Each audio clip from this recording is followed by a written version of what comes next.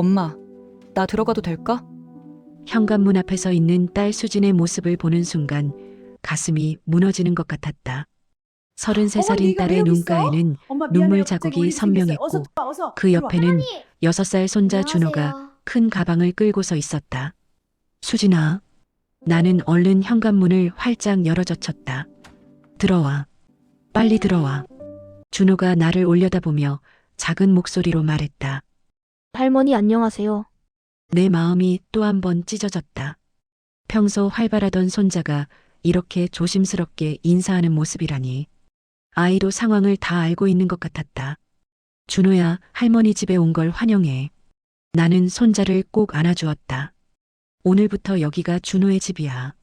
수진이 준호의 짐을 들고 안으로 들어왔다. 그동안 잘 지냈다고 말은 했지만 살이 많이 빠진 것이 눈에 보였다. 결혼한 지 7년 만에 이렇게 친정으로 돌아오게 될 줄 누가 알았을까? 엄마 미안해요. 정말 갈 곳이 없어서 수진의 목소리가 떨렸다. 무슨 소리야? 여기가 내 집이지. 미안하다는 말하지 마. 나는 수진의 어깨를 쓰다듬었다. 일단 짐부터 정리하자. 하지만 속으로는 걱정이 밀려왔다. 은퇴한 지 3년 된 남편과 나는 연금으로 겨우 생활하고 있는 상황이었다. 그런데 갑자기 딸과 손자까지 함께 살게 되니 경제적으로 부담이 클 수밖에 없었다. 수진의 방을 정리해주면서 나는 상황을 파악해 보려 했다. 이혼 절차는 다 끝난 거야? 네. 어제 조정으로 마무리됐어요. 수진이 고개를 끄덕였다. 양육권은 제가 가져왔고 위자료는 거의 못 받았어요. 그 사람이 빚이 너무 많아서 빚. 나는 깜짝 놀랐다. 얼마나 많은데. 정확히는 모르겠어요. 하지만 집도 경매로 넘어갔어요. 수진의 목소리가 더욱 작아졌다. 제가 모르는 사이에 사업 실패로 빚이 눈덩이처럼 불어났대요. 나는 한숨을 쉬었다. 사위가 사업을 한다고는 했지만 이렇게 심각한 상황인 줄 몰랐다. 수진이 그동안 얼마나 혼자 견뎌왔을까 생각하니 마음이 아팠다. 그래도 다행이야. 내가 무사히 나와서 나는 수진을 안아주었다. 이제 여기서 새 출발하자. 그때 현관문이 열리는 소리가 났다. 남편이 동네 경로당에서 돌아온 것 같았다. 여보, 누가 왔나? 남편의 목소리가 들렸다.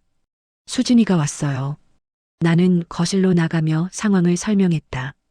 남편은 수진과 준호를 보더니 별다른 말 없이 고개만 끄덕였다. 평소 말이 많지 않은 성격이지만 표정을 보니 복잡한 심정인 것 같았다. 아빠 죄송해요. 패 끼쳐드려서 수진이 조심스럽게 말했다. 뭘 패야?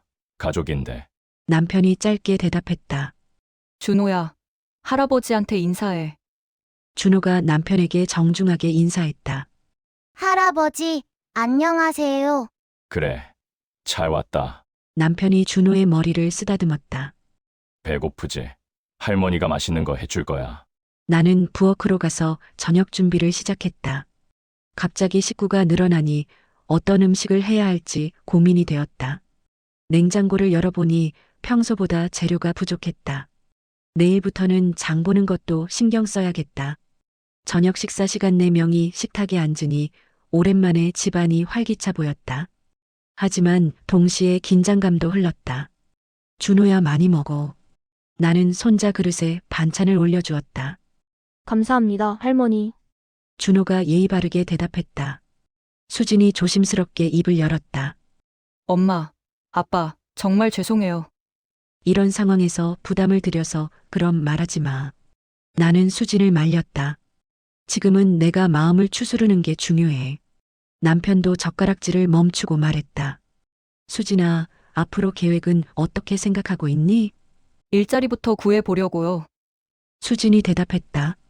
준호 학교 전학 절차도 밟아야 하고 학교 나는 깜짝 놀랐다. 준호의 교육 문제까지 생각하지 못했다. 네. 여기서 초등학교에 다녀야 할 것 같아요. 수진이 준호를 바라봤다. 준호야, 새 학교 가는 거 무섭지 않지? 준호가 고개를 끄덕였다. 괜찮아요, 엄마. 나는 어디서든 잘할 수 있어요. 아이의 말이 어른스러워서 마음이 짠했다. 6살짜리가 이런 상황을 얼마나 이해하고 있을까? 저녁을 먹고 난 후 나는 남편과 둘이서 이야기할 시간을 가졌다. 여보, 어떻게 생각해요?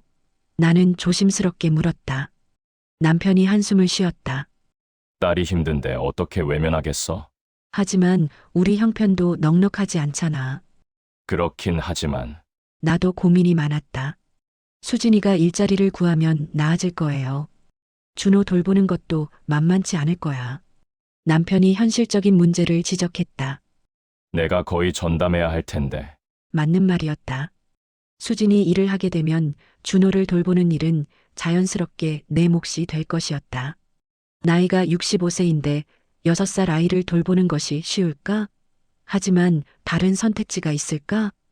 딸이 이렇게 힘든 상황에서 도와주지 않으면 누가 도와줄 것인가 할 수 있을 거예요. 나는 남편에게 말했다. 수진이가 다시 일어설 때까지만이라도 남편이 내 손을 잡았다. 그래, 우리가 도와줘야지. 하지만 너무 무리하지는 마. 그날 밤 나는 잠이 쉽게 오지 않았다. 수진과 준호가 자는 방에서 작은 소리가 들려왔다. 엄마, 우리 언제까지 할머니 집에 있어? 준호의 목소리였다. 준호야, 미안해.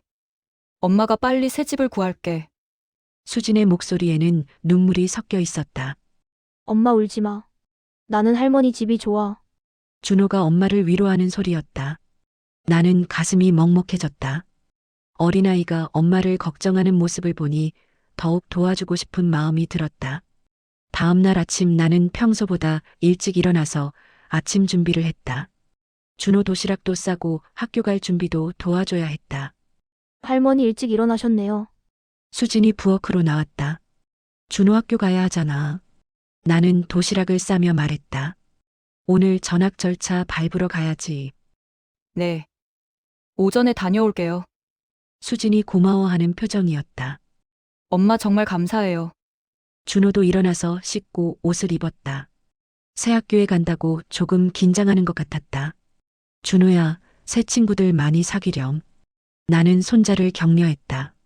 네, 할머니 저 잘할 수 있어요. 준호가 씩씩하게 대답했다. 수진과 준호가 학교로 간 후 나는 집안 정리를 하면서 생각에 잠겼다. 앞으로 얼마나 많은 변화가 있을까? 경제적인 부담은 어떻게 해결할까? 그때 전화가 울렸다. 아들 민수에게서 온 전화였다. 엄마, 누나가 들어왔다면서요? 민수의 목소리에는 약간의 불편함이 섞여 있었다. 그래, 어제 왔어. 나는 대답했다. 엄마 괜찮으세요? 갑자기 식구가 늘어나면 힘드실 텐데. 민수가 걱정하는 듯했다. 괜찮다. 가족인데 뭐 나는 대수롭지 않게 말했다. 하지만 엄마 아빠 연금으로 4명이 살기에는.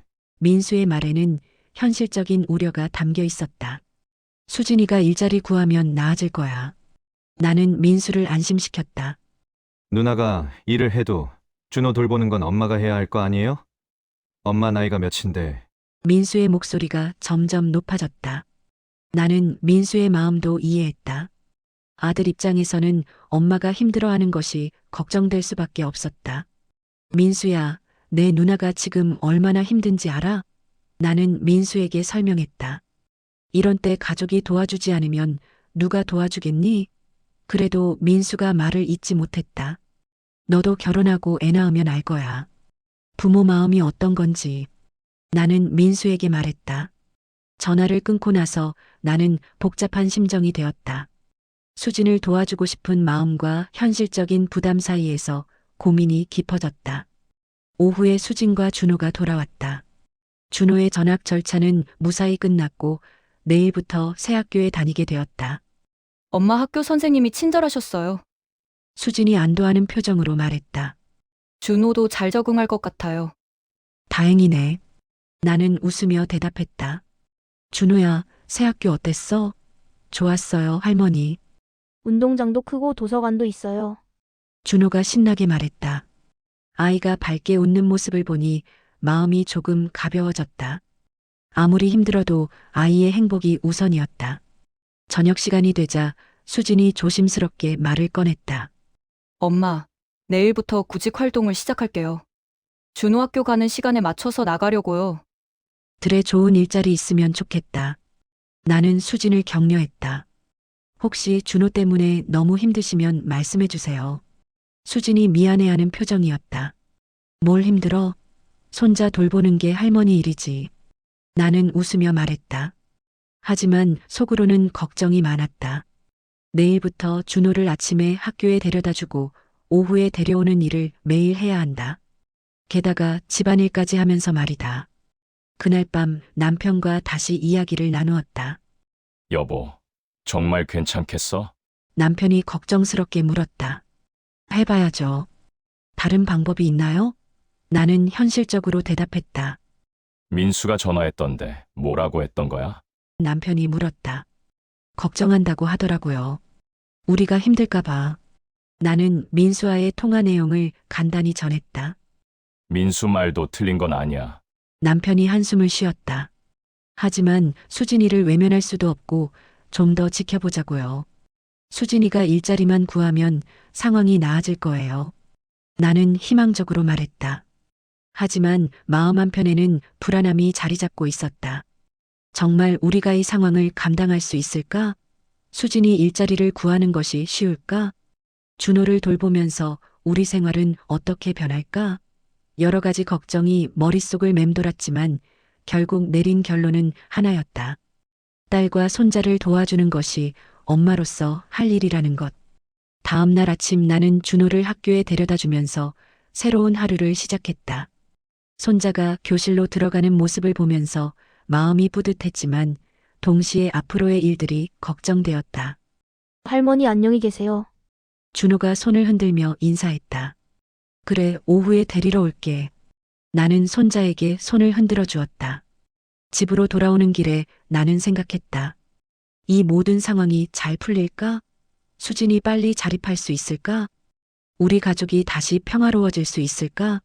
아직 확실한 답은 없었지만 하나씩 하루하루 해나가는 수밖에 없었다. 가족이라는 이름으로 서로를 지켜주는 것. 그것이 지금 우리가 할 수 있는 최선이었다. 수진이 구직 활동을 나간 사이 나는 집안일을 하면서 기도했다. 딸이 좋은 일자리를 구해서 빨리 자립할 수 있기를, 손자가 새 학교에서 잘 적응할 수 있기를, 그리고 우리 가족이 모두 건강하고 행복할 수 있기를. 엄마 잠깐만 도와주세요. 곧 다시 일어나겠어요. 어젯밤 수진이 했던 말이 귀가에 맴돌았다. 정말 잠깐일까? 아니면 생각보다 오래 걸릴까? 그 답은 아무도 알 수 없었다. 하지만 분명한 것은 딸이 다시 일어설 때까지 엄마로서 옆에서 지켜보고 도와주겠다는 내 마음이었다. 할머니 일어나세요. 학교 가야 해요. 아침 6시 30분 준호의 목소리에 잠에서 깨어났다. 평소보다 1시간이나 일찍 일어나야 하는 생활이 시작된 지 일주일이 지났지만 아직도 적응이 쉽지 않았다. 그래 준호야. 할머니가 금방 일어날게. 나는 잠을 털어내며 일어났다. 준호는 벌써 혼자 세수를 하고 옷을 입고 있었다. 6살 치고는 정말 혼자 잘하는 편이었다. 하지만 그런 모습이 오히려 마음을 아프게 했다. 아이가 너무 일찍 어른이 되어가는 것 같았다. 준우야, 아침 먹자. 나는 부엌으로 가서 아침 준비를 서둘렀다. 물론 어젯밤에 미리 준비해 둔 것들이 있었지만 아침에 따뜻하게 데워주고 도시락도 싸야 했다. 준호가 새 학교에서 잘 적응하도록 도시락도 정성스럽게 준비해주고 싶었다. 할머니 엄마는 언제 일어나요? 준호가 물었다. 엄마는 어제 늦게 들어와서 아직 자고 있어. 조용히 하자. 나는 수진이 깨지 않도록 목소리를 낮췄다. 수진은 일주일째 구직 활동을 하고 있었다. 어제도 면접을 보러 갔다가 늦게 돌아왔다. 결과는 또 탈락이었다. 7년간 전업주부로 지내다 보니 취업이 쉽지 않은 상황이었다. 준호와 함께 아침을 먹고 나서 나는 손자를 학교에 데려다 주기 위해 집을 나섰다. 학교까지는 걸어서 15분 정도였는데 나이가 들어서인지 왕복 30분이 만만치 않았다. 할머니 피곤하시죠? 준호가 내 얼굴을 보며 물었다. 아니야. 할머니는 괜찮아. 나는 웃으며 대답했다. 준호가 학교 잘 다니는 게 할머니는 제일 기뻐. 할머니 고마워요. 나도 할머니 도울게요. 준호가 내 손을 꼭 잡았다. 학교에 준호를 데려다주고 집으로 돌아오니 8시 30분이었다. 수지는 아직 자고 있었고 남편은 아침을 먹고 있었다. 고생했어. 남편이 나를 보며 말했다. 별일 아니에요. 나는 부엌에서 설거지를 시작했다. 하지만 사실 벌써 피곤했다. 평소 8시에 일어나던 내가 6시 30분에 일어나서 이것저것 하다 보니 몸이 무거웠다. 게다가 어젯밤에도 준호가 잠들기까지 동화책을 읽어주느라 늦게 잤었다. 오늘도 수진이 면접 가나? 남편이 물었다. 그럴 것 같아요. 어제 또 떨어졌다고 하더라고요. 나는 한숨을 쉬었다. 7년간 직장을 안 다녔으니 쉽지 않을 거야. 남편이 현실적으로 말했다. 수진이 30대 초반에 결혼해서 곧바로 전업주부가 되었다. 그 당시에는 사위가 사업을 잘해서 수진이가 일할 필요가 없었다. 하지만 지금 상황에서는 그 7년의 공백이 큰 장벽이 되고 있었다. 9시가 되어서야 수진이 일어났다. 얼굴이 많이 부어 있었다. 어젯밤에 울었나 보다. 엄마 준호는요? 수진이가 물었다. 학교 보냈어. 밥 먹어. 나는 수진을 위해 아침을 차려주었다. 엄마 감사해요. 제가 할게요. 수진이 밥그릇을 받으며 말했다. 괜찮아. 면접 준비해야지. 나는 수진을 앉혔다. 어제 면접은 어땠어? 글쎄요. 경력 단절 기간이 길다고 하더라고요. 수진의 목소리에 힘이 없었다. 다른 지원자들은 다 계속 일해온 사람들이었어요. 나는 수진의 어깨를 쓰다듬었다. 포기하지 마. 분명 좋은 곳이 있을 거야. 하지만 속으로는 걱정이 컸다. 수진이 일자리를 구하는 것이 생각보다 어려운 일이었다. 이런 상태가 언제까지 계속될까? 수진이 아침을 먹고 또 면접을 보러 나간 후 나는 집안일을 시작했다. 평소보다 빨래량이 훨씬 많았다. 준호 옷은 매일 갈아입어야 하고 수진 옷도 면접용으로 매번 깨끗하게 준비해줘야 했다. 청소도 마찬가지였다. 준우가 있으니 장난감도 정리해야 하고 방도 하나 더 관리해야 했다.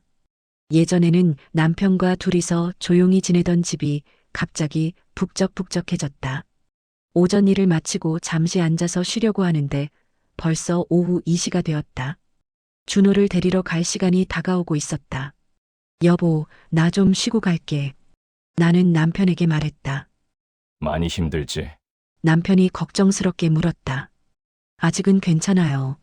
나는 웃으며 대답했지만 실제로는 피곤했다. 잠깐 누워서 쉬려고 했는데 눈을 감자마자 깜빡 잠이 들어버렸다. 준호를 데리러 갈 시간이 된 줄도 모르고 자고 있었다. 여보, 시간 됐어? 남편이 나를 깨웠다. 몇 시예요? 나는 깜짝 놀라서 일어났다.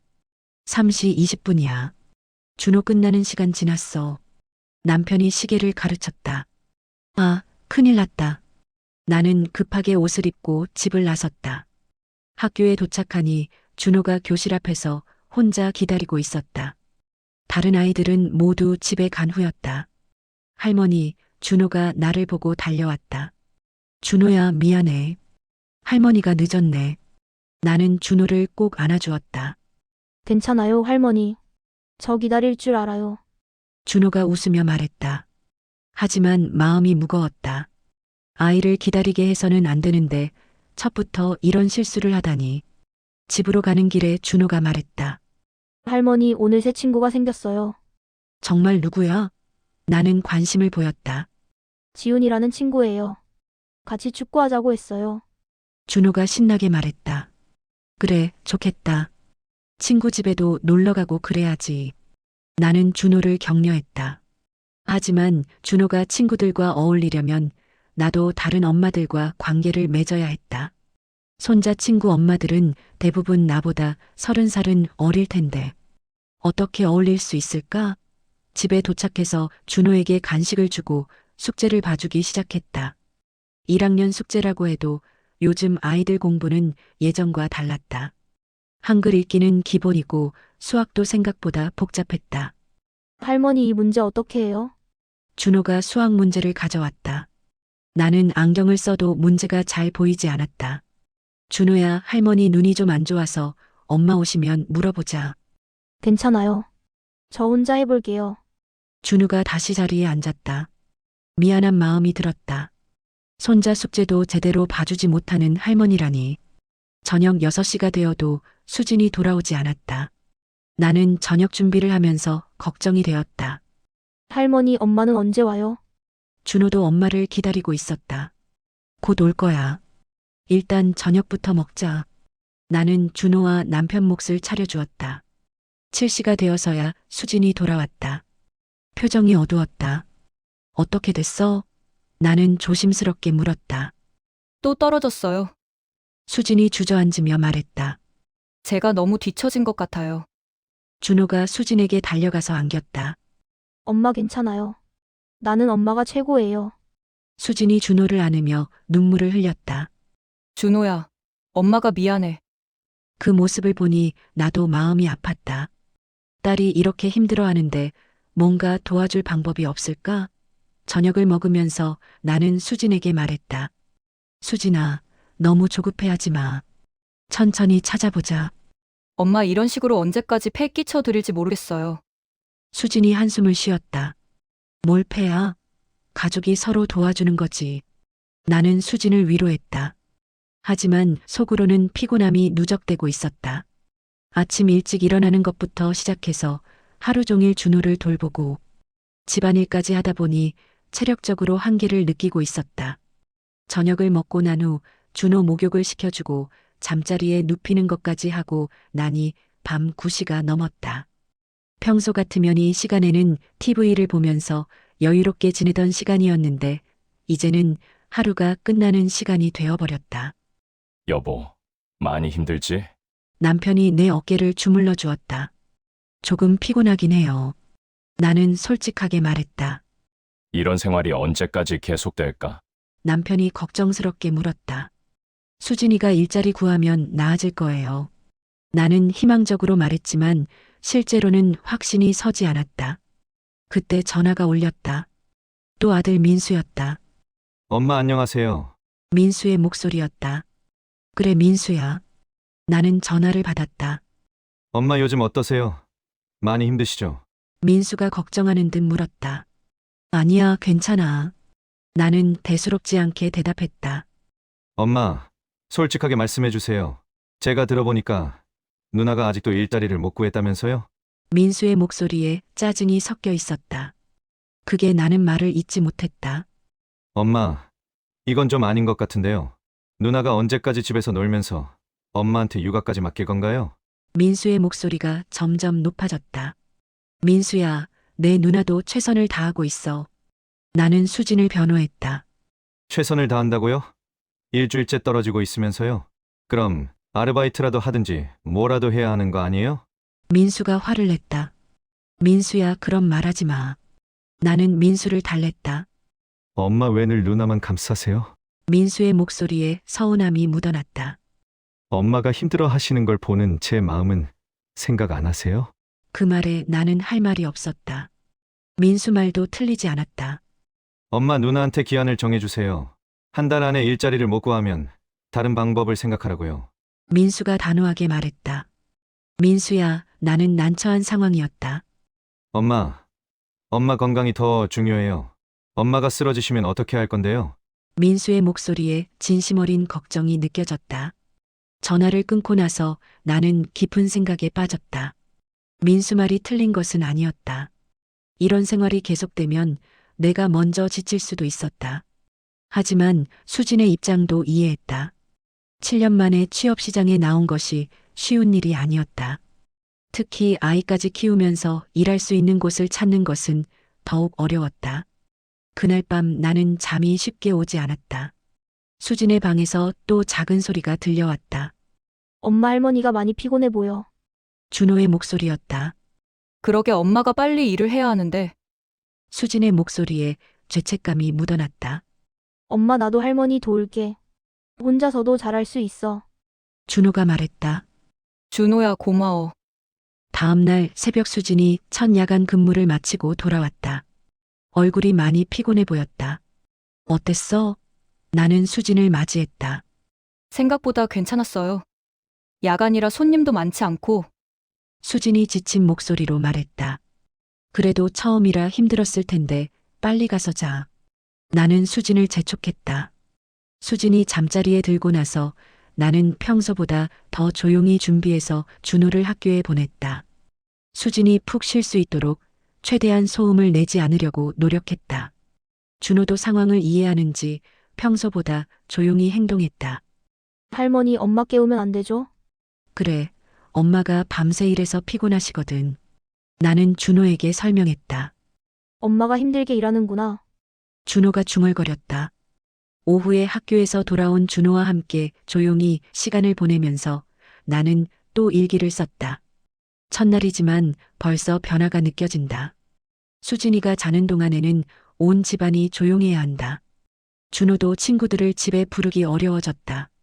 이런 식으로 아이에게 제약을 주는 것이 맞나 싶다.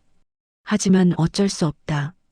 지금은 모든 것을 참고 견뎌야 할 때다. 수진이가 더 좋은 일자리를 구할 때까지, 우리 가족이 안정을 찾을 때까지 저녁이 되어 수진이 일어났다. 몇 시간 자지 못했는데도 준호와 함께 시간을 보내려고 노력했다. 준호야, 오늘 학교 어땠어? 수진이 물었다. 엄마는 일 어땠어요? 준호가 역으로 물었다. 엄마도 좋았어. 새로운 일이라 재미있었어. 수진이 밝게 말했지만 피곤한 기색을 숨길 수는 없었다. 그날 밤 수진이 다시 일을 하러 나가고 난 후 나는 일기의 마지막 부분을 썼다. 오늘 하루만 봐도 앞으로가 어떨지 예상이 된다. 수진이는 야간 근무로 몸이 힘들 것이고 준호는 엄마와 보내는 시간이 줄어들 것이다. 그리고 나는 여전히 모든 것을 감당해야 한다. 하지만 포기할 수는 없다. 우리는 가족이니까 힘들어도 함께 이겨내야 한다. 언젠가는 모든 것이 제자리를 찾을 거라고 믿는다. 그때까지 나는 엄마로서, 할머니로서 최선을 다할 것이다. 비록 힘들고 지치더라도 나는 일기장을 덮고 잠자리에 들었다. 내일 또 새로운 하루가 시작될 것이다. 수진의 야간 근무 둘째 날, 준호의 새로운 하루, 그리고 나의 또 다른 도전. 그런데 내가 미처 몰랐던 것이 있었다. 수진이 일어나서 화장실에 가다가 내 방에서 떨어진 일기장을 발견한 것이었다. 그리고 그 펼쳐진 페이지에서 내 진심이 담긴 글을 읽게 된 것이었다. 다음 날 아침 수진의 눈이 빨갛게 부어 있는 것을 보고 나는 무언가 일어났다는 것을 직감했다. 하지만 수진이는 아무 말도 하지 않았다. 다만 평소보다 더 조심스럽게 더 미안해하는 표정으로 나를 바라볼 뿐이었다. 그때까지 나는 몰랐다. 내 일기를 읽은 수진이 밤새 울었다는 것을, 그리고 그것이 우리 가족에게 어떤 변화를 가져올지를. 엄마 죄송합니다.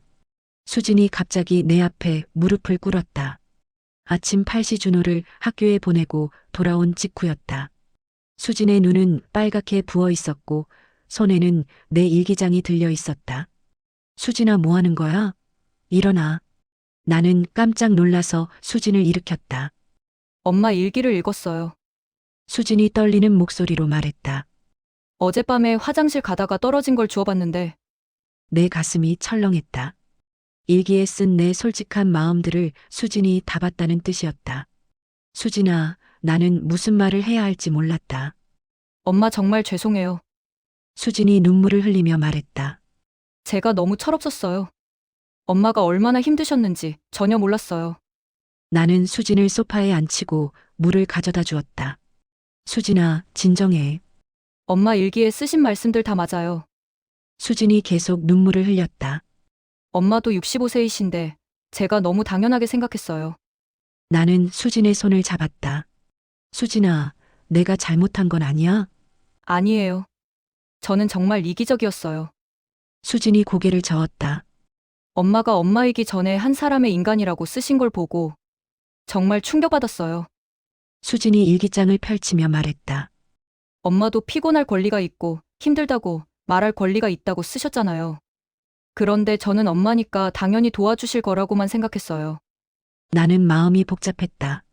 수진이 내 마음을 이해해 주는 것은 고마웠지만 동시에 미안하기도 했다. 수진아, 엄마도 미안해. 그런 마음을 숨기고 있었어서 나는 솔직하게 말했다. 아니에요, 엄마. 엄마가 솔직하지 못한 게 아니라 제가 눈치가 없었던 거예요. 수진이 손을 꼭 잡으며 말했다. 그때 남편이 산책에서 돌아왔다. 수진과 내가 마주 앉아 있는 모습을 보고 무슨 일인지 궁금해했다. 무슨 일이야? 남편이 물었다. 아빠 죄송해요. 수진이 남편에게도 고개를 숙였다. 제가 너무 철없이 굴었어요. 남편이 상황을 파악하고 수진 옆에 앉았다. 수진아, 내가 잘못한 건 아니야. 이런 상황에서는 누구나 힘들어. 하지만 엄마 아빠가 더 힘드셨을 텐데 저는 그것도 모르고 수진이 또 눈물을 흘렸다. 나는 수진을 안아주었다. 울지 마. 이제 서로 마음을 알았으니 더 좋아질 거야. 엄마, 저 결심했어요. 수진이 눈물을 닦으며 말했다. 엄마처럼 강해질 거예요. 강해진다고. 나는 수진이 무슨 말을 하려는지 궁금했다. 네. 엄마가 평생 가족을 위해 희생하셨듯이 저도 이제 제 몫을 다할 거예요. 수진의 목소리에 결의가 담겨 있었다. 수진아, 나는 감동받았다. 그리고 한 가지 더 약속드릴게요. 수진이 내 손을 잡았다. 앞으로는 엄마께 모든 걸 맡기지 않을 거예요. 제가 할 수 있는 건 제가 다 할게요. 그날부터 수진의 태도가 완전히 바뀌었다. 야간 근무를 마치고 돌아와서도 몇 시간만 자고 일어나서 집안일을 도왔다. 준호 숙제도 직접 봐주고 아이와 보내는 시간도 늘렸다. 엄마 준호 간식은 제가 준비할게요. 수진이 말했다. 야간 근무하느라 피곤할 텐데. 나는 걱정했다. 괜찮아요. 이제 엄마한테만 의존하지 않을 거예요. 수진이 웃으며 말했다. 일주일이 지나자 집안 분위기가 눈에 띄게 좋아졌다. 수진이 적극적으로 가사일에 참여하니까 내 부담이 많이 줄었다. 무엇보다 수진이 스스로 책임지려는 모습이 기특했다. 할머니, 엄마가 요즘 많이 바뀌었어요. 준호가 나에게 말했다. 어떻게 바뀌었는데? 나는 준호에게 물었다. 전에는 자주 울었는데 이제는 웃어요. 그리고 나랑 더 많이 놀아줘요. 준호가 기뻐했다. 정말 그랬다. 수진이 내 일기를 읽고 난 후부터 완전히 달라진 사람이 되었다. 예전의 무기력한 모습은 사라지고 적극적이고 밝은 모습을 보여주고 있었다. 엄마, 오늘 편의점 사장님이 제게 좋은 말씀을 해주셨어요. 수진이 어느 날 기쁜 소식을 가져왔다. 뭐라고 하셨는데? 나는 관심을 보였다. 낮에 일할 사람을 구한다고 하시는데 저에게 지원해보라고 하시더라고요. 수진의 목소리에 희망이 묻어났다. 정말 그럼 야간 근무를 안 해도 되는 거야? 남편이 기뻐했다. 네. 시간당 임금은 조금 낮지만 준호와 함께 있을 수 있는 시간이 늘어나요. 수진이 웃으며 말했다. 그것은 정말 좋은 소식이었다. 수진이 낮에 일하게 되면 준호와 보내는 시간도 늘어나고 수진의 건강도 좋아질 것이었다. 축하해, 수진아. 나는 수진을 안아주었다. 엄마 다 엄마 덕분이에요. 수진이 고마워했다. 엄마가 그동안 저희를 지켜주셔서 여기까지 올 수 있었어요. 한 달 후 민수가 오랜만에 집에 놀러 왔다. 그동안 전화로만 안부를 묻던 민수가 직접 찾아온 것이었다. 엄마 어떠세요? 민수가 걱정스럽게 물었다. 많이 좋아졌어. 나는 웃으며 대답했다. 누나는 어때요? 민수가 수진을 바라봤다. 민수야 미안해. 수진이 민수에게 진심으로 사과했다. 그때 네 말이 맞았어. 나는 정말 철없었어. 민수가 놀란 표정을 지었다. 네가 엄마를 걱정해준 것도 고마워. 덕분에 정신을 차릴 수 있었어. 수진이 민수의 손을 잡았다. 누나, 그런 말 하지 마. 민수도 감동받은 것 같았다. 나도 너무 심하게 말한 것 같아서 미안했어. 형제가 화해하는 모습을 보니 내 마음도 편해졌다. 가족이 다시 하나가 되는 것 같았다. 삼촌, 준호가 민수에게 달려가서 안겼다. 준호야, 많이 컸네. 민수가 준호를 안아 올렸다. 학교는 재밌어? 네, 삼촌. 저 이제 친구도 많아요. 준호가 자랑스럽게 말했다. 정말 우리 준호가 인기쟁이구나. 민수가 준호를 칭찬했다. 그날 저녁 온 가족이 모여서 식사를 했다. 오랜만에 화기애애한 분위기였다. 엄마, 이제 정말 괜찮으세요? 민수가 다시 한번 확인했다. 그래, 많이 좋아졌어. 나는 진심으로 대답했다. 실제로 수진이 낙 근무로 바뀌고 나서부터 내 생활도 많이 여유로워졌다. 준호도 엄마와 보내는 시간이 늘어나서 더 밝아졌고 집안 분위기도 안정되었다. 누나, 앞으로 계획은 어떻게 되는 거야? 민수가 수진에게 물었다. 일단 지금 일을 열심히 하면서 더 좋은 기회를 찾아볼 생각이야. 수진이 대답했다. 그리고 준호가 좀 더 크면 정규직도 알아볼 거고.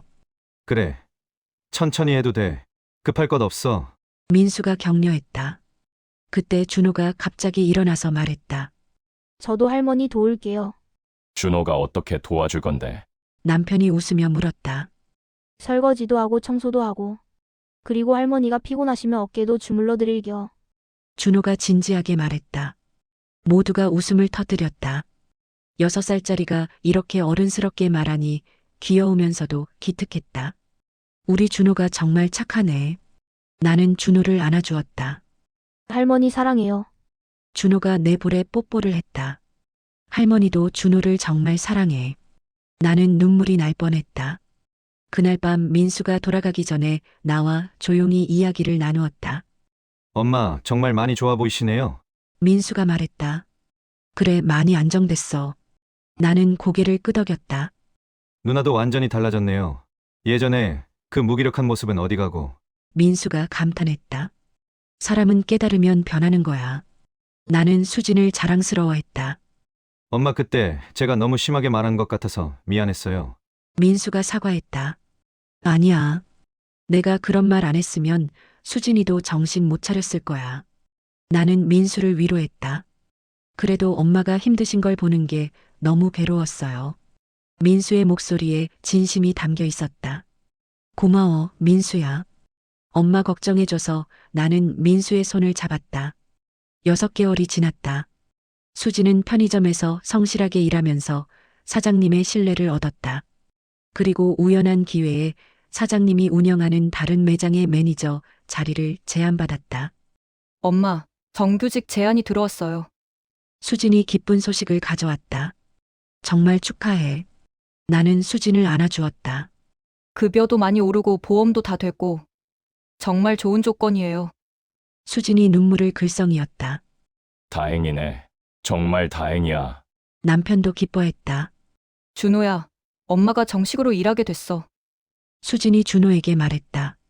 와, 엄마 축하해요. 준호가 박수를 쳤다.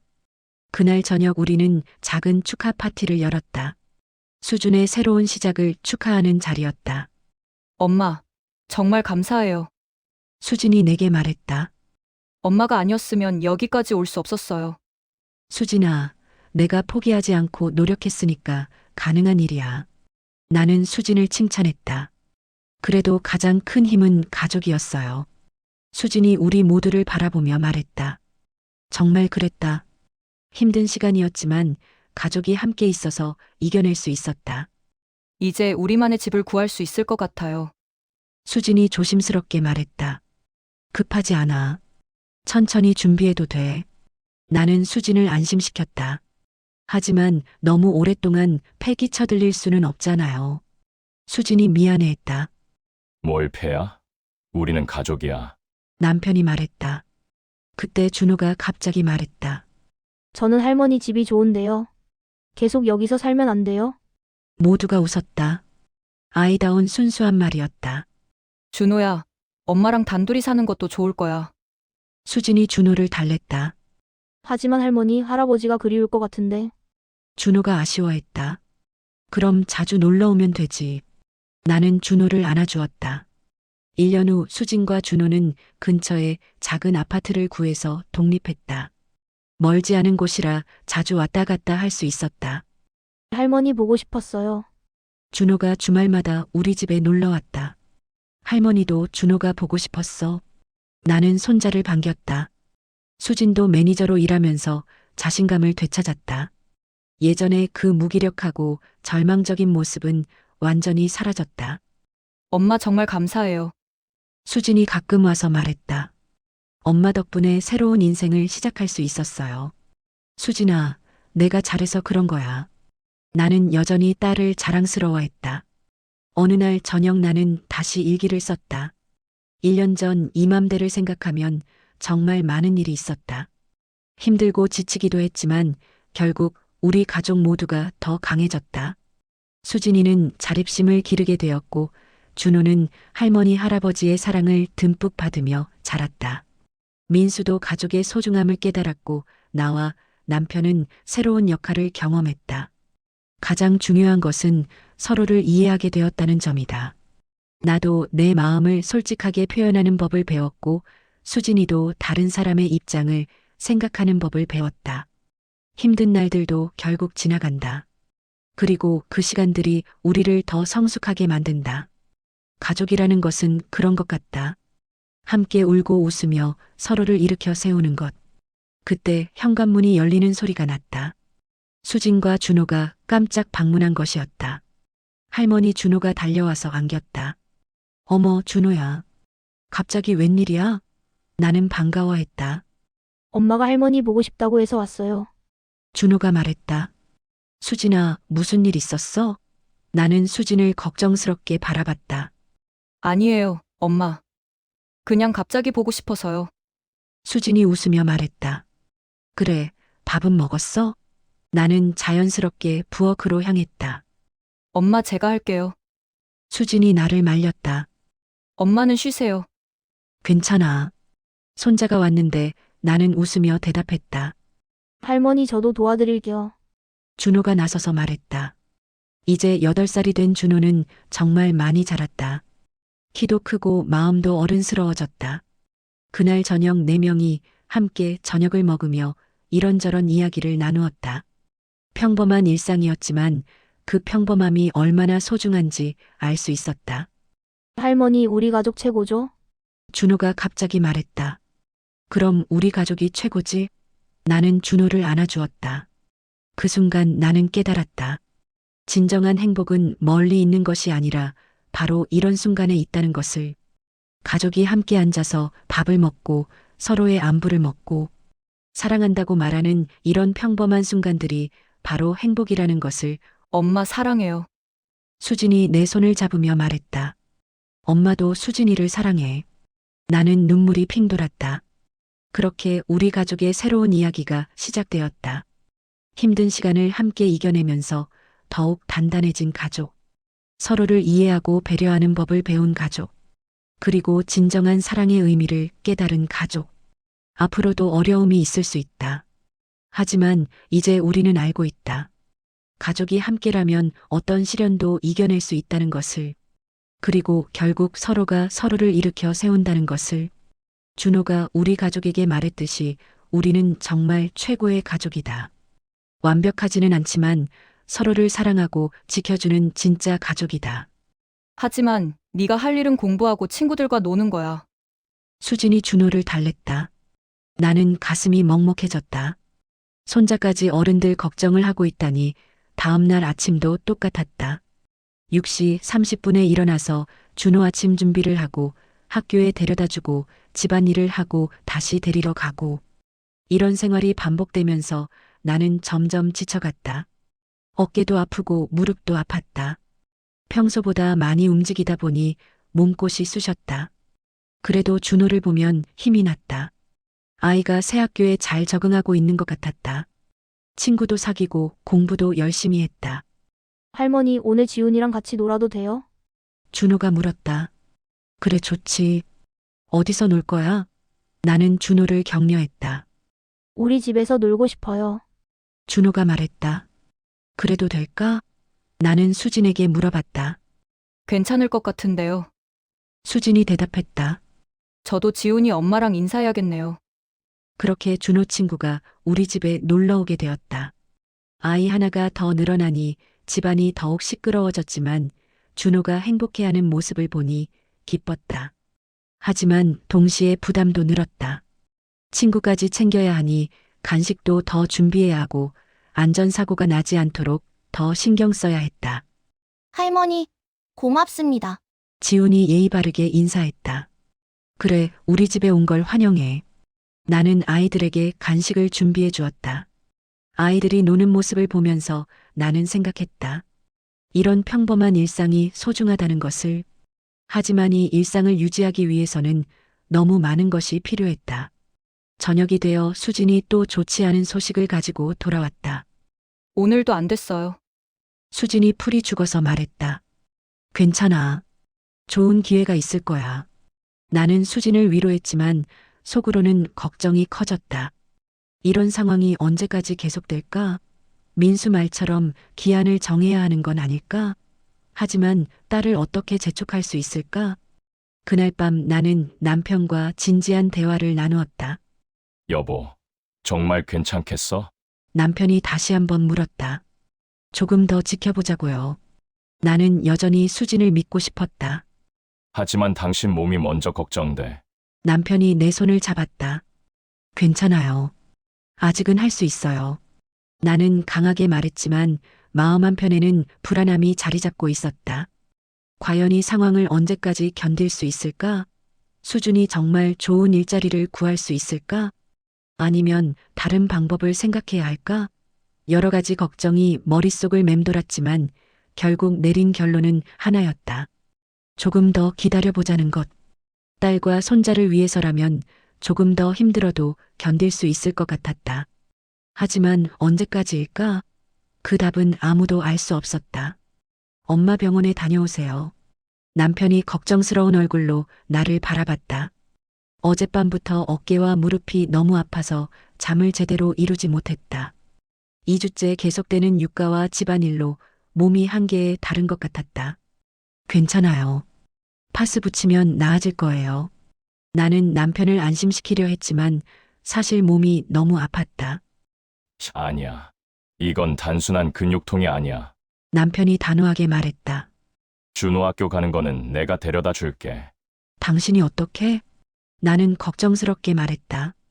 남편도 나이가 많은 데다 무릎이 좋지 않았다. 한두 번은 할 수 있어. 내가 쓰러지면 어떻게 하려고? 남편의 목소리에 진심 어린 걱정이 묻어났다. 그때 준호가 방에서 나왔다. 할머니 아파요? 아니야, 준호야. 할머니는 괜찮아. 나는 억지로 웃으며 손자를 안아주었다. 하지만 준호는 어린아이답지 않게 예민했다. 할머니 얼굴이 아픈 것 같은데요? 수진도 부엌에서 나와서 상황을 파악했다. 엄마 어디 아프세요? 별일 아니야. 좀 피곤해서 그래. 나는 대수롭지 않게 말했다. 하지만 수진의 표정이 어두워졌다. 자신 때문에 엄마가 아프다는 것을 알고 있었기 때문이다. 엄마 제가 준호 데려다 줄게요. 수진이 말했다. 너는 오늘도 면접 있잖아. 나는 수진을 말렸다. 면접보다 엄마가 더 중요해요. 수진이 눈물을 글썽이었다. 결국 그날은 수진이 준호를 학교에 데려다주고 나는 병원에 갔다. 진단 결과는 근육염증과 관절염 악화였다. 의사는 충분한 휴식을 취하라고 했다. 나이가 있으신데 갑자기 무리하시면 안 됩니다. 의사가 말했다. 특히 반복적인 동작은 관절에 무리를 줍니다. 병원에서 돌아와서 침대에 누워 있으니 그동안 얼마나 무리했는지 실감이 났다. 2주 동안 하루도 빠짐없이 아침 6시 30분에 일어나서 밤 9시까지 쉴 틈 없이 일했었다. 오후에 수진이 면접에서 돌아왔다. 또 탈락이었다. 어떻게 됐어? 나는 침대에 누운 채로 물었다. 안 됐어요. 수진의 목소리에 절망감이 묻어났다. 이번에는 아이가 있다는 걸 알고 난 후에 분위기가 바뀌었어요. 아이 때문에 나는 깜짝 놀랐다. 네. 아이가 아프면 조퇴해야 하고 방학 때는 돌봐줄 사람이 필요하다고 하니까 수진이 말을 잇지 못했다. 현실은 생각보다 가혹했다. 이혼한 여성이 6살 아이를 키우면서 직장을 구하는 것이 이렇게 어려울 줄 몰랐다. 엄마 정말 죄송해요. 수진이 내 옆에 앉으며 눈물을 흘렸다. 저 때문에 엄마가 아프셨는데 수진아, 네 잘못이 아니야. 나는 수진의 손을 잡았다. 조금만 더 힘내자. 하지만 마음 한편에는 불안함이 자리 잡고 있었다. 이런 상황이 언제까지 계속될까? 저녁 시간이 되자 준호가 학교에서 돌아왔다. 남편이 데리러 갔다 온 것이었다. 할머니 괜찮으세요? 준호가 내 방으로 들어와서 걱정스럽게 물었다. 그래, 할머니는 괜찮아. 나는 준호를 안아주었다. 할아버지가 말씀하셨어요. 할머니가 아파서 쉬셔야 한다고. 준호의 목소리가 작아졌다. 그때 수진이 저녁을 준비하느라 부엌에서 바쁘게 움직이는 소리가 들렸다. 평소 내가 하던 일을 수진이 대신하고 있었다. 저녁 식사 시간 식탁 분위기가 무거웠다. 모두 조심스럽게 말을 아끼고 있었다. 수진아, 내일도 면접 있어? 남편이 물었다. 아니요. 이번 주는 더 이상 없어요. 수진이 풀이 죽어서 대답했다. 그럼 좀 쉬면서 다른 방법을 생각해 보는 게 어떨까? 남편이 조심스럽게 말했다. 다른 방법이요? 수진이 물었다. 아르바이트라든지 일단 수입이라도 있으면. 남편이 말을 흐렸다. 수진의 표정이 더욱 어두워졌다. 대학을 나와서 7년간 전업주부로 지내던 사람이 갑자기 아르바이트를 해야 한다는 현실이 받아들여지지 않는 것 같았다. 그때 전화가 울렸다. 또 민수였다. 제가 받을게요. 수진이 일어났다. 안녕, 민수야. 수진이 전화를 받았다. 하지만 잠시 후 수진의 얼굴이 굳어졌다. 뭐라고? 내가 언제까지 집에서 놀 거냐고? 수진의 목소리가 높아졌다. 전화로 민수의 큰 목소리가 들려왔다. 누나, 이제 좀 현실을 봐. 엄마가 아프실 때까지 언제까지 이럴 거야? 민수야, 나도 최선을 다하고 있어. 수진이가 억울해했다. 최선을 다한다고? 2주째 면접만 보면서 그럼 아르바이트라도 해보든가. 민수의 목소리에 짜증이 묻어났다. 아르바이트를 하면 준호는 누가 돌봐? 수진이 반박했다. 그러니까 결국 엄마한테 맡기는 거잖아. 민수가 소리쳤다. 나는 두 자식이 싸우는 모습을 보며 가슴이 아팠다. 나 때문에 형제가 갈등하고 있었다. 수진아, 전화 나한테 줘. 나는 수진에게서 전화를 받았다. 엄마, 괜찮으세요? 민수의 목소리에 걱정이 묻어났다. 괜찮아. 며칠만 쉬면 나아질 거야. 나는 민수를 안심시켰다. 엄마, 이건 아니에요. 누나가 너무 무책임해요. 민수가 화를 냈다. 민수야, 네 누나도 힘들어. 나는 수진을 변호했다. 힘들다고요? 그럼 엄마는 안 힘드세요? 엄마가 65세이신데 6살 아이 돌보는 게 쉬운 줄 아세요? 민수의 목소리가 점점 커졌다. 민수야, 나는 말을 잇지 못했다. 엄마, 누나한테 확실하게 말하세요. 한 달 안에 일자리 못 구하면 다른 곳으로 가라고요. 민수가 단호하게 말했다. 어떻게 그런 말을 해? 나는 민수를 나무랐다. 그럼 엄마가 쓰러지실 때까지 기다리라는 거예요? 누나는 언제까지 철없을 건데요? 민수의 목소리에 서운함이 묻어났다. 전화를 끊고 나서 거실 분위기는 더욱 무거워졌다. 수지는 눈물을 글썽이고 있었고 준호는 어른들 눈치를 보고 있었다. 엄마, 민수가 뭐라고 했어? 남편이 조심스럽게 물었다. 한 달 안에 일자리를 구하라고 하던데 나는 한숨을 쉬었다. 수진이 갑자기 자리에서 일어났다. 엄마 아빠 정말 죄송해요. 제가 너무 철없었나 봐요. 수진아.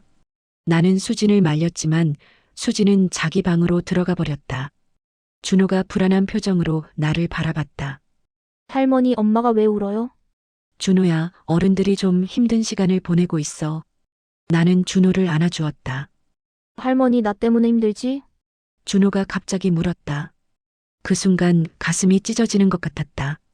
6살짜리 아이가 이런 걱정을 해야 하다니. 준호야, 무슨 소리야? 할머니는 준호가 있어서 행복해. 나는 준호를 꼭 안아주었다. 하지만 할아버지가 말씀하셨어요. 할머니가 저 때문에 아프시다고. 준호의 목소리가 떨렸다. 할아버지가 언제 그런 말을 했어? 나는 남편을 바라봤다. 남편이 당황하며 말했다. 내가 그런 말 한 적 없는데. 혹시 전화 통화하는 걸 들었나? 준호가 고개를 끄덕였다. 삼촌이 전화해서 준호 때문에 할머니가 힘들다고 했어요. 나는 민수에게 화가 났다. 아이가 들을 수 있는 곳에서 그런 말을 하다니. 준호야, 삼촌 말은 잘못된 거야. 할머니는 준호가 있어서 힘든 게 아니라 행복해. 나는 준호에게 천천히 설명했다. 하지만 준호는 이미 상처받은 것 같았다. 할머니, 저는 엄마랑 다른 곳으로 가는 게 좋을까요? 준호야, 그런 생각하지 마. 나는 준호를 더욱 꼭 안아주었다. 그날 밤 수진의 방에서 울음소리가 들려왔다. 준호를 재우고 나서 수진이 혼자 우는 소리였다. 나는 수진의 방문을 두드렸다. 수진아, 들어가도 될까? 엄마. 수진이 눈물 범벅이 된 얼굴로 나를 바라봤다. 수진아, 너무 자책하지 마. 나는 수진 옆에 앉았다. 엄마, 제가 정말 철없나요? 민수 말이 맞나요? 수진이 울면서 물었다. 아니야. 너는 최선을 다하고 있어. 나는 수진을 위로했다. 하지만 엄마를 아프게 했잖아요. 준호까지 상처받게 하고 수진이 자책했다. 수진아, 이런 상황에서 누구도 쉽지 않아. 시간이 필요한 거야. 나는 수진의 등을 쓰다듬었다. 엄마 정말 미안해요. 제가 너무 무능해서. 수진이 계속 울었다. 나도 마음이 아팠다. 딸이 이렇게 자책하는 모습을 보니 더욱 도와주고 싶었다. 하지만 동시에 체력적 한계도 느끼고 있었다. 수진아, 우리 방법을 좀 바꿔보자. 나는 수진에게 제안했다. 방법을 바꿔요? 수진이 물었다. 정규직이 안 되면 일단 시간제라도 해보는 거야. 그럼 준호 돌보는 시간도 줄일 수 있고 나는 현실적인 대안을 제시했다. 시간제요? 수진이 생각하는 표정이었다. 그래. 무조건 정규직만 고집할 필요는 없잖아. 일단 시작하는 게 중요해. 나는 수진을 격려했다. 수진이 조금씩 고개를 끄덕였다. 그래요. 엄마 말이 맞아요. 너무 욕심을 부렸나 봐요. 수진아, 포기하지 마. 우리가 함께 헤쳐나가자. 나는 수진의 손을 잡았다. 그날 밤 나는 남편과 진지한 대화를 나누었다. 여보, 정말 괜찮겠어? 남편이 다시 한번 물었다. 조금만 더 기다려봐요. 수진이가 시간제라도 일하게 되면 상황이 나아질 거예요. 나는 희망적으로 말했다. 하지만 당신 몸이 걱정돼. 남편이 내 어깨를 쓰다듬었다. 괜찮아요. 약 먹고 좀 쉬면 나아질 거예요. 나는 남편을 안심시켰다. 하지만 속으로는 걱정이 많았다. 민수의 말처럼 정말 한 달 안에 해결책을 찾을 수 있을까? 아니면 다른 방법을 생각해야 할까? 다음 날 아침 나는 약을 먹고 좀 나아진 것 같아서 다시 준호를 학교에 데려다 주었다. 준호는 여전히 조심스러워하는 것 같았다. 할머니 정말 괜찮으세요? 준호가 걱정스럽게 물었다. 그래, 할머니는 건강해. 나는 준호를 안심시켰다. 할머니, 나는 할머니를 사랑해요. 준호가 갑자기 말했다. 할머니도 준호를 정말 사랑해. 나는 눈물이 날 뻔했다. 학교에서 돌아오는 길에 나는 생각했다. 이 모든 어려움이 끝나고 나면 우리 가족이 더 단단해질 수 있을까? 아니면 갈등만 더 깊어질까? 확실한 것은 하나였다. 어떤 어려움이 와도 가족은 함께 헤쳐나가야 한다는 것. 그것이 가족의 의미이고 엄마로서 할 수 있는 일이었다. 하지만 시간은 흘러가고 있었다. 민수가 말한 한 달이라는 기한도 점점 다가오고 있었다. 과연 그 전에 해결책을 찾을 수 있을까? 그 답은 수진의 노력과 운에 달려 있었다. 그리고 우리 가족이 서로를 얼마나 이해하고 배려할 수 있느냐에 달려 있었다. 수진이 시간제 일자리를 알아보러 나간 사이 나는 침실에서 조용히 쉬고 있었다. 몸은 여전히 아팠지만 마음은 조금씩 정리되고 있었다. 어젯밤 수진과의 대화 후에 조금이나마 희망이 보이는 것 같았다. 하지만 머릿속에는 여전히 복잡한 생각들이 맴돌고 있었다. 민수의 말, 수진의 절망, 준호의 상처받은 모습, 모든 것이 내 마음을 무겁게 했다. 나는 침대 옆 서랍에서 일기장을 꺼냈다. 몇 년 전부터 간간히 쓰던 일기장이었는데 요즘 같은 때에 마음을 정리하는데 도움이 되었다. 10월 20일 나는 펜을 들고 천천히 쓰기 시작했다. 수진이와 준호가 들어온 지 3주가 지났다. 처음에는 딸을 도와주는 것이 당연하다고 생각했다. 하지만 이제는 솔직히 말해서 너무 힘들다. 펜을 멈추고 잠시 생각했다. 이런 마음을 가지는 것이 나쁜 엄마인 걸까? 하지만 솔직한 마음을 적는 것이 일기의 의미가 아닐까? 민수 말이 틀린 것은 아니다. 나는 65세이고 6살 아이를 돌보기에는 체력적으로 한계가 있다. 어제 병원에서 의사가 한 말이 계속 귓가에 맴돈다. 나이가 있으신데 갑자기 무리하시면 안 됩니다.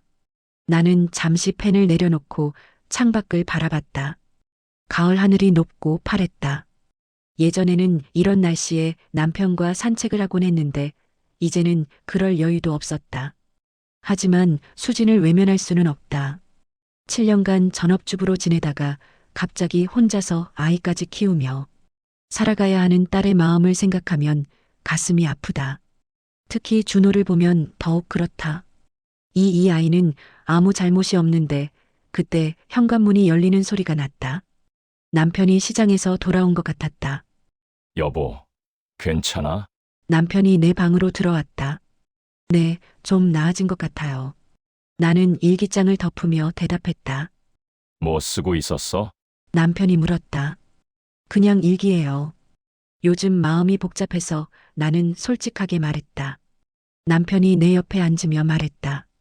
나도 마음이 편하지 않아. 수진이도 안쓰럽고 당신도 걱정되고. 당신은 어떻게 생각해? 민수 말이 맞나요? 나는 남편의 의견을 듣고 싶었다. 남편이 잠시 생각하더니 말했다. 민수 말도 일리가 있어. 하지만 수진이 입장도 이해가 되고 정답이 없는 것 같아. 그렇죠. 정답이 없어서 더 힘든 것 같아요. 나는 한숨을 쉬었다. 남편이 나간 후 나는 다시 일기를 쓰기 시작했다. 사실 가장 힘든 것은 신체적 필요가 아니다. 정신적 스트레스다. 민수와 수진 사이에서 균형을 잡아야 하는 것. 준호에게 상처를 주지 않으려고 노력하는 것. 그리고 무엇보다 내 자신의 감정을 억누르는 것. 나는 펜을 잠시 멈추고 깊게 숨을 들이마셨다. 나는 엄마이기 전에 한 사람의 인간이다. 나도 피곤할 권리가 있고 힘들다고 말할 권리가 있다. 하지만 엄마라는 이름 앞에서는 그런 감정들을 숨겨야 한다고 생각해왔다. 65년을 살아오면서 나만의 시간, 나만의 공간이 얼마나 소중한지 알게 되었다. 은퇴 후 남편과 조용히 지내던 시간들이 얼마나 평화로웠는지. 하지만 이제 그런 시간들이 사치처럼 느껴진다. 그때 전화가 울렸다. 수진에게서 온 전화였다. 엄마, 좋은 소식이 있어요. 수진의 목소리에 활기가 돌았다. 정말 뭔데? 나는 기대감에 부풀었다. 편의점 야간 아르바이트를 구했어요. 시간당 1만 원이고 주 5일 오후 10시부터 새벽 6시까지예요. 수진이 신나게 말했다. 하지만 나는 잠시 말이 막혔다. 야간 아르바이트라니. 그럼 수진이 밤에 일하고 낮에 잠을 자게 되는 건가? 그러면 준호는? 그런데 수진아 밤에 일하면 낮에 언제 자려고? 나는 걱정스럽게 물었다. 준호가 학교 간 사이에 잠깐 자려고요. 그리고 준호 오후에 오면 함께 시간을 보내고. 수진이 대답했다. 그럼 준호 아침에 학교 보내는 건 나는 이미 답을 알고 있었다. 엄마가 계속해 주셔야 할 것 같아요. 죄송해요. 수진의 목소리가 작아졌다. 나는 복잡한 심정이었다. 추진이 일자리를 구한 것은 다행이지만 결국 준호 돌보는 일은 여전히 내 몫이었다. 엄마 괜찮으세요? 수진이 조심스럽게 물었다. 나는 괜찮지 않았지만 괜찮다고 밝게 대답했다. 일자리 구한 게 중요하지. 전화를 끊고 나서 나는 다시 일기장을 펼쳤다. 수진이가 야간 아르바이트를 구했다. 다행스럽기도 하지만 한편으로는 걱정된다. 결국 준호 돌보는 일은 여전히 내가 해야 한다. 그것도 수진이 낮에 자는 동안 조용히 해야 한다. 하지만 불평할 수는 없다. 수진이도 최선을 다하고 있으니까 야간 아르바이트라도 하겠다고 나선 딸의 마음을 생각하면 고맙다. 나는 잠시 펜을 멈추고 생각에 잠겼다. 그런데 정말 언제까지 이럴까? 수진이가 야간 아르바이트로 얼마나 벌 수 있을까? 그 돈으로 독립할 수 있을까? 아니면 더 좋은 일자리를 구할 때까지의 임시 방편일까? 오후에 준호가 학교에서 돌아왔다. 평소보다 조용해 보였다. 준호야, 무슨 일 있었어? 나는 손자를 걱정스럽게 바라봤다. 할머니, 오늘 친구들이 물어봤어요. 준호가 작은 목소리로 말했다. 뭘 물어봤는데? 나는 준호 옆에 앉았다. 왜 엄마 아빠가 같이 안 사는지 물어봤어요. 준호의 목소리가 더욱 작아졌다. 나는 가슴이 먹먹해졌다. 아이들끼리도 이런 이야기를 하는구나. 준호는 뭐라고 대답했어? 나는 조심스럽게 물었다. 그냥 아빠가 바빠서 따로 산다고 했어요. 준호가 대답했다. 똑똑한 아이였다. 6살짜리가 상황을 이해하고 나름대로 답변을 한 것이었다. 준호야, 힘들지? 나는 준호를 안아주었다. 조금 힘들어요. 하지만 할머니랑 있으니까 괜찮아요. 준호가 내 품에 안기며 말했다. 그 순간 나는 결심했다. 힘들어도 준호만은 꼭 지켜주자고. 이 아이가 상처받지 않도록 최선을 다하자고. 저녁에 수진이 돌아와서 야간 아르바이트 이야기를 자세히 해주었다. 내일부터 시작해요. 편의점이라 그렇게 힘들지 않을 것 같아요. 수진이 희망적으로 말했다. 야간 근무 처음이지? 몸 괜찮겠어? 남편이 걱정했다. 괜찮을 거예요. 지금 상황에서는 가리고 있을 처지가 아니잖아요. 수진이 현실적으로 말했다. 그날 밤 수진이 일을 하러 나간 후 나는 다시 일기를 썼다. 수진이가 첫 야간 근무를 하러 갔다. 새벽까지 서서 일해야 하는 딸을 생각하니 마음이 아프다. 하지만 한편으로는 안도감도 든다. 드디어 조금이나마 수입이 생기니까. 내일부터는 수진이가 낮에 자는 동안 더욱 조용히 지내야 한다. 준호도 시끄럽게 하지 않도록 주의시켜야 하고 생각해보니 신경 쓸 일이 더 많아졌다. 나는 펜을 잠시 멈추고 깊은 생각에 빠졌다. 사실 가장 힘든 것은 내 마음이다. 딸과 손자를 도와주고 싶은 마음과 내 편안함을 원하는 마음 사이에서 갈등하는 것. 이런 생각을 하는 내가 이기적인 엄마인 것 같아서 자책하게 된다. 하지만 솔직히 말하면 나도 내 시간이 필요하다. 친구들과 수다 떨고 남편과 조용히 차 마시고 책 읽고 TV 보는 평범한 일상들이 그립다. 그때 준호가 잠고대를 했다. 엄마 언제 와? 나는 준호의 방으로 가서 이불을 덮어주었다. 엄마를 기다리며 잠든 아이의 모습이 안쓰러웠다. 준호를 보면 모든 힘든 감정들이 사라진다. 이 아이만큼은 행복하게 키워주고 싶다. 비록 할머니지만 엄마 역할도 해주고 싶다.